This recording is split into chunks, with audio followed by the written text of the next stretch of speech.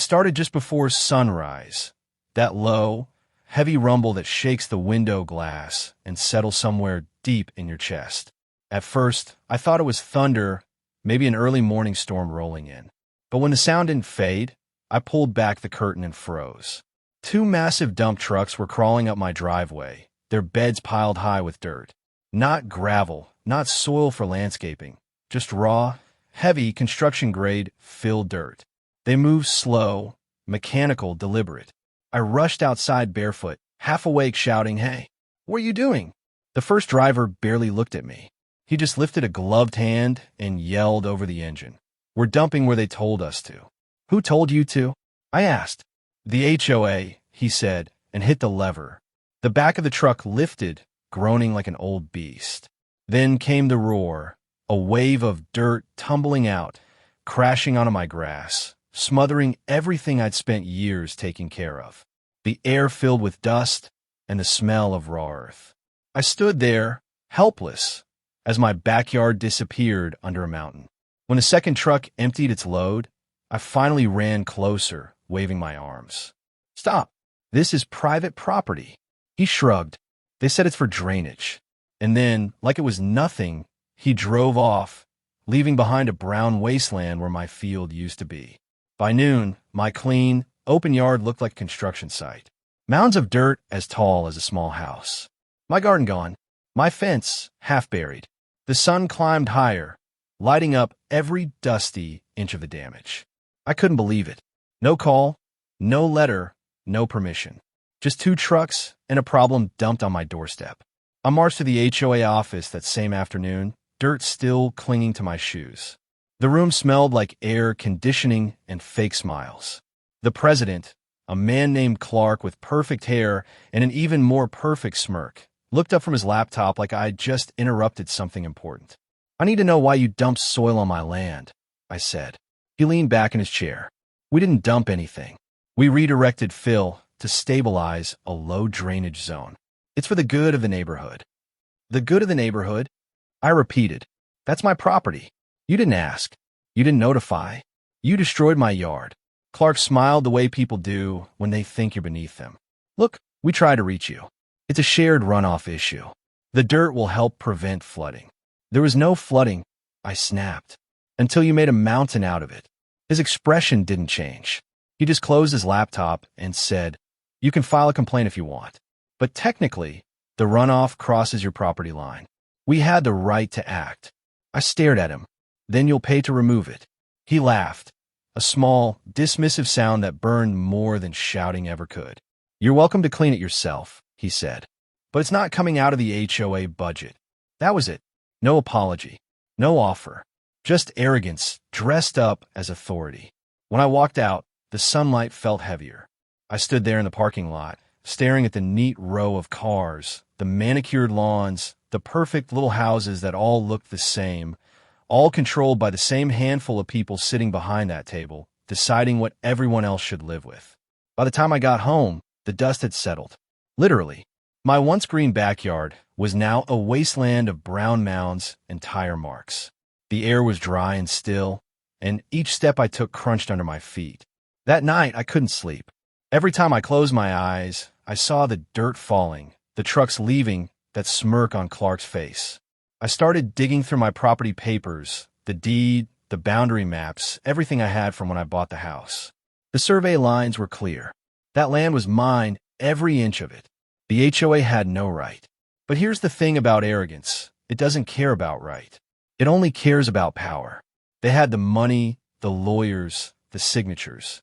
I was just one homeowner, one voice against a machine. Still, as I sat there at my kitchen table, the moonlight shining through the window onto stacks of paperwork, I made myself a promise. I wasn't going to yell. I wasn't going to beg. I wasn't even going to complain. I was going to remember every detail, every insult, every ounce of dirt they dropped on my land. Because someday I was going to move it, not with a shovel, but with something far stronger. As the night went quiet, I walked out back. The air was cool, the moon high, and that massive pile of dirt stood there like a monument, a reminder of how small they thought I was. I climbed up to the top, the soil soft beneath my feet, and looked out over the neighborhood. From up there, I could see everything: the houses, the fences, the lights flickering in their windows. And I smiled, because while they thought they'd buried my land, what they didn't realize was that they'd just given me a higher view. And from up there, the plan began to form, one that would turn their arrogance into my advantage. The morning after the dump trucks left, the world looked different. The pile of filled dirt sat in the middle of my land like an open wound, steaming slightly in the sunlight, baking under the rising heat. Every step I took around it kicked up clouds of dust, coating my shoes, my porch, my anger. Neighbors passed by, slowing down just enough to look but not enough to stop. One man on his morning jog muttered, "Guess the HOA got you too," before jogging away. That told me everything I needed to know. I wasn't the first. When I opened my mailbox later that day, there was a letter from the HOA, a notice of compliance, stating that I had unauthorized landscaping obstruction on my property and must restore visual harmony within 30 days or face daily fines. I laughed out loud. They'd dump the dirt, then fine me for it. But I didn't get mad, not this time. I folded the letter neatly, placed it in a folder, and labeled it in bold marker. Evidence. That evening, I went back to the pile with a flashlight. The surface had hardened from the heat, but underneath, it was still damp and loose. The smell of soil and clay mixed with something else, the scent of potential. I took out my phone, opened the Notes app, and started typing. Not a complaint, not a threat. A plan. Over the next few days, I began making calls to surveyors, environmental consultants, even a landscaping contractor. I didn't tell them what happened. I just asked about soil drainage, runoff management, and land permits. I learned something crucial. By dumping that dirt, the HOA had altered the property's topography without an environmental assessment, a serious violation in my county. That meant I had leverage. But leverage wasn't enough. I needed something they couldn't undo. That's when the idea struck me, not out of anger, but out of irony. If they wanted to fill my land with dirt to fix drainage, then maybe I should take their reason literally. Maybe I'd give them drainage they'd never forget. I called a local excavation company. When the foreman arrived, he climbed out of his truck, squinting at the mountain of fill. "You planning to haul all this off?" he asked. "No," I said. "I'm planning to dig." He looked at me, confused. "Dig what?" I smiled. "A lake." His eyes widened a bit. "You serious?" As serious as the HOA was when they dumped this dirt, I said. It wasn't about revenge. It was about transformation. If they wanted to bury my land, I'd make it a reflection of everything they hated. Free, open, and beautiful. I spent the next week finalizing the details.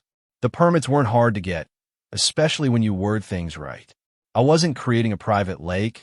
I was developing a controlled water retention area for soil stabilization.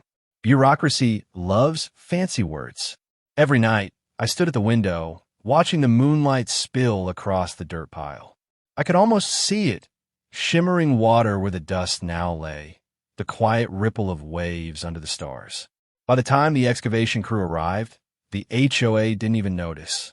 They probably assumed I'd hired someone to clean the mess. For 2 straight days, backhoes and bulldozers tore through the soil, reshaping the landscape. On the 3rd day, Clark, the HOA president, finally showed up. He parked in front of my driveway, sunglasses on, confidence radiating off him like heat. He shouted over the noise, "What's going on here? You can't just dig like this without approval." I walked up to him, holding a clipboard. "Actually," I said, "this is soil stabilization work. Exactly what your notice recommended. I'm improving the drainage system." He blinked, caught off guard. "This looks like progress," I interrupted. "You said the property needed better runoff control. I'm taking care of it." He didn't have a comeback. He just stood there, watching as his own excuse turned into something unstoppable. Over the next week, the hole deepened. The smell of earth filled the air again, but this time, it didn't smell like loss. It smelled like change. Birds started landing on the edges, curious. Rainwater began collecting at the bottom. The dirt they'd dumped became the berm around it, shaping what would soon become a pond. And just like that, their mistake became my masterpiece. When the first rainstorm hit, the lake began to fill. I stood on my porch, watching as the water spread slowly, swallowing the last traces of tire tracks. The reflection of the sky shimmered on the surface, and for the first time in weeks, I smiled. Then, 3 days later, I got another letter. Cease and desist. Unauthorized water feature. Clark wasn't happy. He claimed the pond disrupted community uniformity and was a potential safety hazard. I wrote back a single line. Per HOA directive, this is a drainage improvement. The runoff has been stabilized. After that, silence. Weeks went by. No one called, no one showed up, but I could feel it, the tension building under the surface, just like the water behind the berm. The neighbors began to talk. Some loved it. Kids started calling it Lake Freedom. Others complained that it didn't fit the neighborhood aesthetic. But the best part? My backyard was quiet again. Peaceful. The kind of peace you get only when you stop reacting and start creating. And as the sun set behind the still water, reflecting orange and gold across its calm surface, I knew one thing for certain. I'd only just begun. Because while they thought the story ended with dirt, I was just getting started with water. The morning after the storm, I stepped outside and froze at the sight before me. The hole that once looked like an excavation site was now filled nearly to the brim with rainwater. The surface shimmered like glass, still and silver beneath the dawn sky. Mist rolled across it, giving the illusion that my backyard had transformed overnight into something unreal, a mirror to the heavens. The lake was perfect. The dirt pile that once mocked me had become a natural barrier around the edges, smooth and curved like it had been planned by nature itself. The runoff pipes the HOA had installed now drained directly into it, channeling a gentle trickle that kept the surface alive with ripples. I took a step forward, boots sinking slightly into damp soil. The air smelled clean, earthy, metallic, and new. For a long time, I just stood there, watching the reflection of my house wobble in the water. That's when I heard a car door slam behind me. Clark, the HOA president, had arrived again. His sunglasses hid his expression, but his stiff posture said everything. "What is this?" he demanded, gesturing to the lake. "Drainage improvement," I said calmly. "Just like I told you." He removed his glasses. His eyes darted over the water, his voice sharp. "This is not a retention basin. This is a pond. You can't just have a pond in your backyard." "Actually," I said, handing him a document, "I can." It was a copy of a report from the county environmental division. It confirmed what I already suspected. The runoff redirection had created a low-lying basin classified as a wetland formation zone. Because of that, any attempt to remove or alter it without a special permit would be considered environmental damage. In short, the lake was now protected. Clark's jaw clenched. "You're manipulating the system." I smiled. "No, I'm just working with the mess you made." He stormed off without another word. Over the next few days, I became somewhat of a neighborhood curiosity. People came by to see the lake guy. Some laughed, others looked impressed. One man said it reminded him of his vacation cabin by the woods. Kids threw pebbles at the edge, watching the ripples spread like stories, each one whispering the same thing. He turned their dirt into water. A week later, I built a small wooden dock. Nothing fancy, just a few planks and posts, enough to sit on and watch the reflections. My dog loved it. He'd sit beside me, staring at the water as dragonflies hovered over the surface. But peace never lasts long where control exists. One afternoon, I got another envelope in the mail, thicker than usual, official looking. It was a notice of violation from the HOA. They accused me of constructing a non-conforming structure, referring to my dock, and claimed the water feature posed a hazard to property values. This time, I didn't just laugh. I documented everything, photos, dates, drone shots. Then I forwarded them all to the county office with a note explaining that their previous dumping caused the water formation. A week later, a government vehicle pulled into my driveway. A woman stepped out, introducing herself as a representative from the state's Department of Environmental Resources. She said she was there to inspect the unauthorized fill that led to the lake's creation. Clark must have thought he could get me fined or forced to drain it. But the universe, it seems, had other plans. After an hour of inspection, the woman turned to me and said, "You know, this might actually qualify as a natural habitat. You've got frogs, dragonflies, migratory birds. It's becoming an ecosystem. Her tone changed, from official to impressed. If this area continues developing this way, you could apply for conservation status. It would make the property tax exempt. I blinked, trying not to smile too wide. Really? She nodded. You just need to sign a declaration that the land will remain undisturbed. I thanked her as she left, and when her car disappeared down the road, I finally let myself laugh. The HOA had turned my private land into a problem, and the government had turned it into something protected. The next HOA meeting must have been chaos. I didn't go, but I could imagine the shouting. I heard later from a neighbor that Clark nearly lost it when he found out the illegally created pond had become legally protected wetlands. From that day on, things changed. The HOA stopped sending letters. No more fines, no more threats. They couldn't touch the lake or the land around it without violating environmental laws. It was mine in every sense of the word. Instead of fighting, I started improving it. I planted wildflowers along the edge, added a small wooden sign that read, "Private property, protected wildlife area." In the evenings, the water glowed gold under the setting sun. Families walked by slower. Kids pointed at the ducks that had started nesting there. Some of the same neighbors who used to avoid me now waved, sometimes even stopping to admire the view. Funny how quickly opinions change when beauty shows up uninvited. I started calling it Lake Serenity, and though no one ever said it out loud, everyone knew what it really was: a monument. Not to revenge, not even to rebellion, but to patience. To the quiet kind of defiance that doesn't raise its voice, it just waits. Because while the HOA tried to cover my land in dirt, I let time and water turn it into something untouchable. As I sat on my dock one night, the reflection of the moon rippling across the water, I realized something. Revenge doesn't always come with fire. Sometimes it comes softly, with rain, stillness, and the sound of frogs echoing in the dark.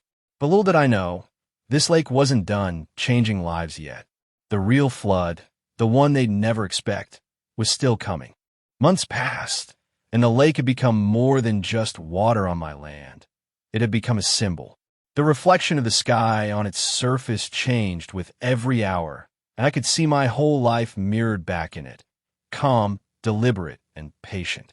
People began calling it a miracle, while others whispered that I'd somehow outsmarted the HOA. Both were true, in their own way. The neighborhood had grown quieter. Letters from the HOA stopped. Clark's shiny black SUV, once parked confidently in front of my property during his inspections, now passed by slower, his gaze avoiding mine. His confidence was cracking, like the thin ice of authority that had begun to melt beneath him. Then one morning, a new sign appeared at the neighborhood entrance. "Caution, flood zone ahead." I almost laughed. They'd finally realized what I already knew. Their drainage system had backfired. The runoff pipes they'd installed months ago were now channeling directly into the lake. Every storm, every rainfall, every gutter from half the neighborhood poured into my property. What they thought would fix their problem had become the source of their new one. At first, they tried small measures, sandbags, temporary barriers, even rerouting some pipes. But nothing worked. Nature doesn't negotiate. The water level rose inch by inch, each rainfall swelling the edges just a little higher. I didn't interfere. I just watched. Then, one evening, Clark himself came knocking on my door. His voice had lost its usual authority. "We need to talk," he said, glancing nervously toward the lake. I invited him in, not out of kindness, but curiosity. He sat at my table, folding his hands. "The water level's getting too high," he began. "It's flooding the lower street. We need you to install a pump system or drain it somehow." I smiled faintly. "You mean your runoff system is backing up into your neighborhood?" He sighed, defeated. "Call it what you want, but we need to solve it." I leaned back, studying him. "You know, it's funny. A few months ago, you said I couldn't have water on my property. Now, it's too much water for yours." He didn't respond. He just stared at the tabletop, humiliated. Then I dropped the real surprise. "You might want to check your bylaws, Clark. Once land becomes a designated wetland, it's under environmental protection. Tampering with it, draining, altering, even redirecting water can lead to federal penalties."